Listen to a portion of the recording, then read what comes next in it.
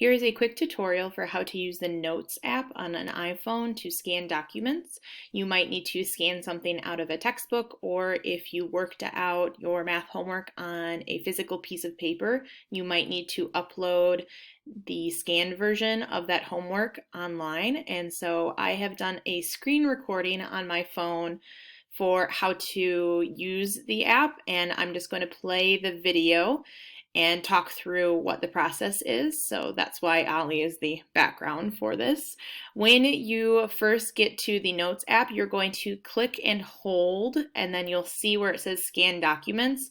Once you click Scan Documents, your phone is going to go through a couple of phases before it gets to the actual camera. That's normal, so don't freak out when that happens.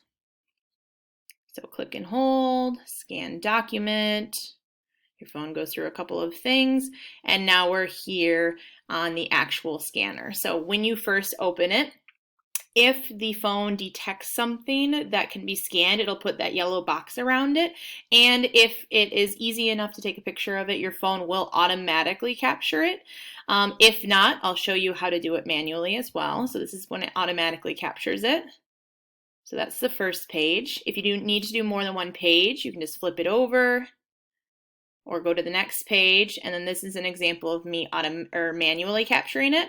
It just means that I had to click the actual button down here instead of letting the phone do it for me. And if you manually capture it, it's kind of nice because you can determine what the scan actually looks like. So if you need to adjust the edges at all, you can do that. And then you can click Keep Scan.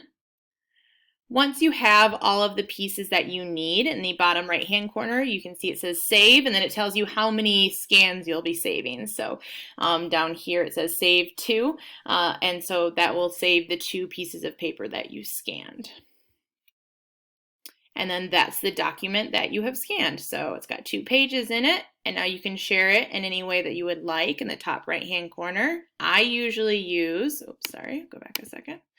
I usually share it via mail, so I'll send it to myself via email.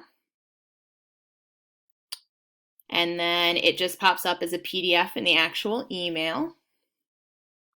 And you can send it to yourself. And if we wait a few seconds, it'll pop up on my phone as well. There we go. So then I can click on that email and it will download my scan as a PDF. I can open it up and see what it looks like.